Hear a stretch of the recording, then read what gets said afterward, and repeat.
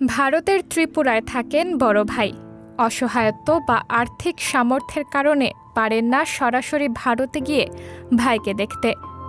তাই তো দালাল ধরে চেয়েছিলেন সীমান্তে গিয়ে দূর থেকেই এক নজর দেখবেন ভাইকে।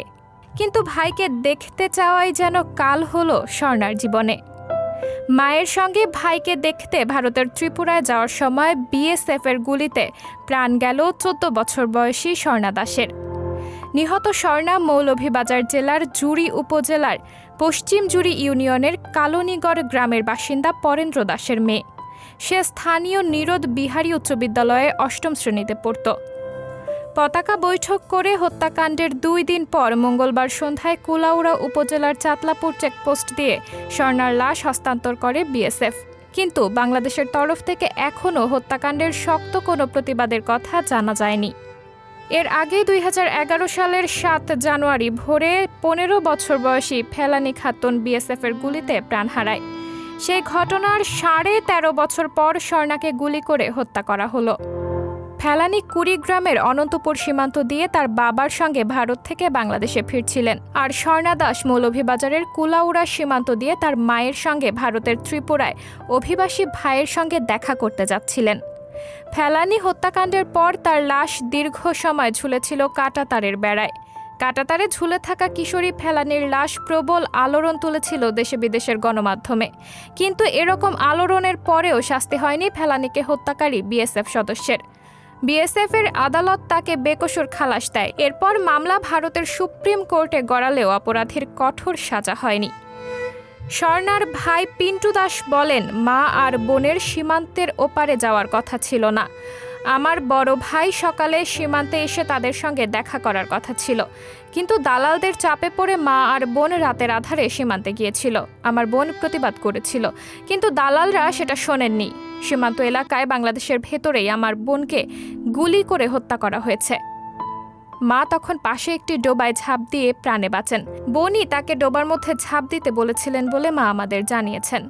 পিন্টু বলেন, আমার মামা আর বড় ভাই ত্রিপুরায় বসবাস করে। মা আর বোন ২ দালালের সহযোগিতায় লালারচক সীমান্তে তাদের দেখতে গিয়েছিলেন। বর্তমানে অন্তর্বর্তী সরকার দায়িত্ব নেবার পর প্রথম দফায় দায়িত্ব পাওয়া স্বরাষ্ট্র উপদেষ্টা ব্রিগেডিয়ার এম সাখাওয়াত হোসেন গত ১৩ আগস্ট পিলখানায় গিয়ে বলেছিলেন, বিজিবির মতো ফোর্সকে সীমান্তে পিঠ দেখাতে বলা হয়েছিল।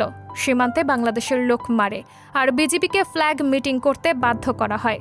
সাখাওয়াত হোসেন বলেছিলেন, আমি বিজিবিকে বলছি, পিঠ দেখাবেন না, এনাফ ইজ এনাফ, আর নয়। সীমান্ত হত্যা বন্ধের সম্পর্কে ফেলানি হত্যা মামলার আইনজীবী ব্যারিস্টার জ্যোতির্ময় বড়ুয়া বলেন, আমার মনে হয় বর্তমান অন্তর্বর্তী সরকার এখনও ঠিক করতে পারেনি তাদের আগে কোনটা করা প্রয়োজন। ঠিক আছে, এক্ষুনি প্রতিবাদ করেননি, কিন্তু এই ঘটনায় তাদের শক্ত প্রতিবাদ জানানো উচিত। বিগত সরকার নানা ধরনের বাহানায় এসব হত্যাকাণ্ডে কোনো প্রতিবাদ করেননি। এটা জাতি হিসেবে আমাদের জন্য অসম্মানের। আন্তর্জাতিক নানা জায়গায় এ বিষয়ে আমাদের সোচ্চার হওয়ার সুযোগ রয়েছে।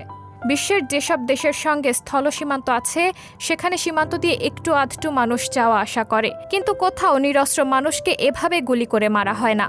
ভারতীয় সীমান্তরক্ষী বাহিনী প্রায় নিয়মিতই সীমান্তে গুলি চালিয়ে বাংলাদেশিদের হত্যা করছে। ২ বৈরী প্রতিবেশী দেশের সীমান্তে গোলাগুলি কিংবা হত্যাকাণ্ড বিরল নয়, কিন্তু পরস্পরকে দীর্ঘদিন ধরে বন্ধু দাবি করে আসা ২ দেশের সীমান্তে একটি দেশ কর্তৃক নিয়মিতভাবে অন্য দেশের নাগরিককে গুলি করে হত্যা করার ঘটনা বাংলাদেশ ভারত সীমান্ত ছাড়া বিশ্বের আর কোথাও খুঁজে পাওয়া যাবে না। এবছরও বিএসএফের গুলিতে ১৫ জনের মৃত্যুর তথ্য পাওয়া গেছে। এ বিষয়ে মানবাধিকার কর্মী নূর খান লিটন বলেন, এভাবে তারা গুলি করে মানুষ মারবে আর আমরা কোনো প্রতিবাদ করব না, সেটা তো হয় না। সরকারকে অবশ্যই এই হত্যাকাণ্ডের প্রতিবাদ জানাতে হবে।